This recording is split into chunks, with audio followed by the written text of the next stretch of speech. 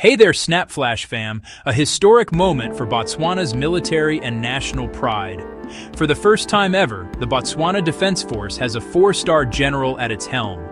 General Mpho Mophuting has officially taken command, succeeding Lieutenant General Placid Segokgo after more than 4 decades of distinguished service. It's not just a change of command, it's a transformation in rank, symbolism, and strategy for one of Africa's most respected armed forces. Let's unpack what this means for Botswana's defense future. Before we dive in, don't forget to like, subscribe, and hit that notification bell. This is SnapFlash, where we keep questioning and you stay informed.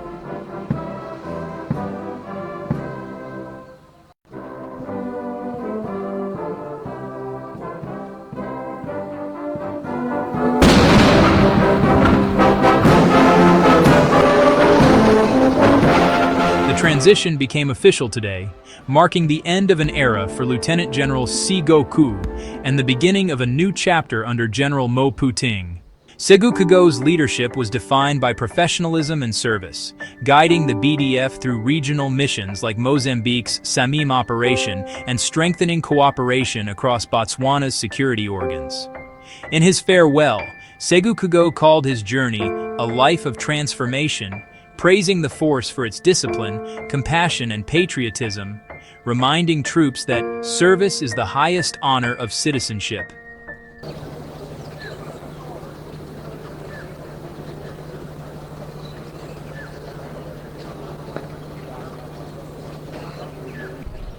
To the men and women of the BDF, it would be remiss of me not to recognize the courageous men and women of this defense force. You have been my strength, my inspiration, and the heartbeat of this institution. It has truly been one of the greatest honors of my life to have served alongside you. Men and women who embody the 7 values of this institution. Together with these fine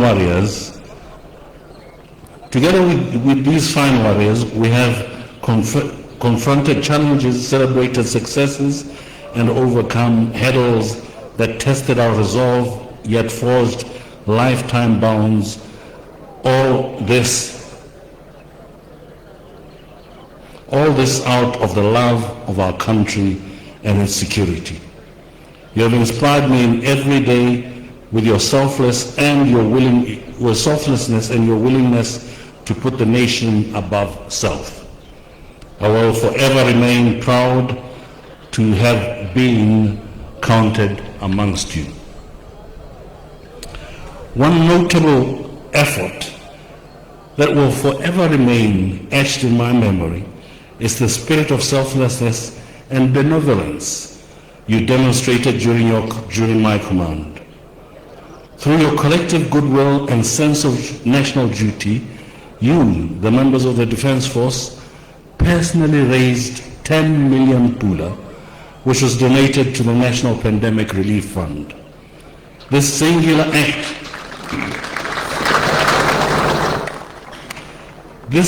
act of generosity reflected not only in the patriotism, but also your compassion for the people we serve.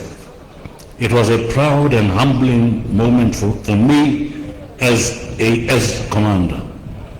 A true reflection of the BDF's resolve to serve, to sacrifice, and have solidarity with the nation in times of crisis. Your commitment to duty and determination during the SADC mission in Mozambique, most recently SAMIM, are second to none. You performed your task in a multinational force with courage and professionalism. Often under trying and demanding conditions. The discipline and dedication you displayed brought honor not only to the Botswana Defence Force, but to the Republic of Botswana as a whole. You have proven beyond doubt that the BDF stands ready to uphold peace and security not only within our borders, but across the region.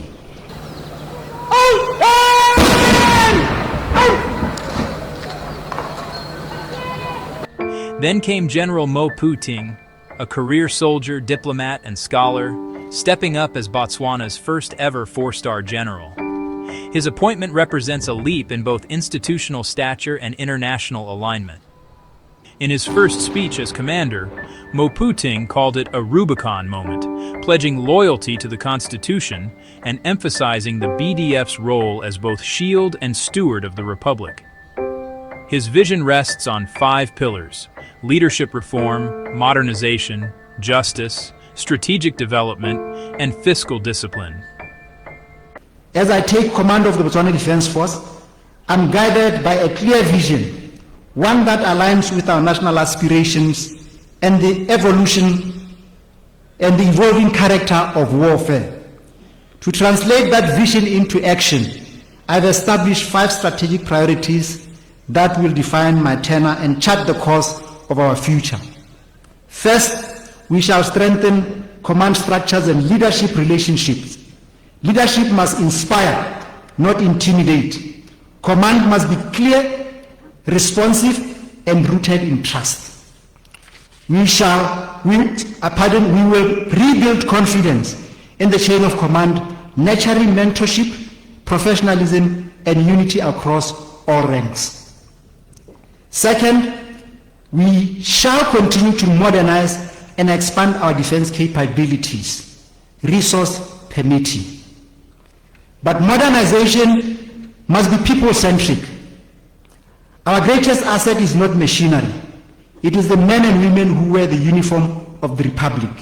We shall therefore put the welfare of our soldiers first, ensuring that the fundamentals of service reflect dignity and pride. Third, we shall continue to reform and implement the military justice system. Discipline without justice is tyranny. We will continue to reform our laws, modernize procedures, and ensure that fairness and accountability define our internal governance. Justice within the force must be swift, transparent, and impartial, for justice is the lifeblood of discipline. Fourth, we shall develop and implement a coherent strategy and doctrine underpinned by clear, actionable policies to guide execution. The strategy will articulate our long-term vision and objectives. The doctrine will provide the conceptual and operational framework guiding our conduct. And the policies will translate these principles into practical directives to ensure consistency, accountability, and effectiveness across all levels of implementation. Strategy must not live in documents. It must live in practice. Fifth, we shall control escalating operation costs. We must be vigilant stewards of the public trust, ensuring that every pula spent delivers the true bang for the buck, not in comfort or convenience, but in the strength and effectiveness of our mission. We will cut waste wherever it hides, demand accountability at every level, and ensure that our resources are used with purpose and precision. A disciplined force is not measured by its numbers or its might alone, but by its restraint, by its commitment to do more with less and to honor the sacrifices of our people through responsible stewardship. A disciplined force must also be a fiscally disciplined institution. These 5 pillars that I have mentioned, leadership, modernization, justice, doctrine, and frugality, will define my command ethos and anchor the Botswana Defence Force as a modern, accountable, and people-centric institution. Finally, our contract with the people of Botswana is solemn: to stand guard 24/7 over their lives, liberty, and property. Our posture must remain vigilant, our presence professional, and our loyalty unwavering. But here's the question. Can the BDF balance modernization with limited national resources without losing its apolitical character?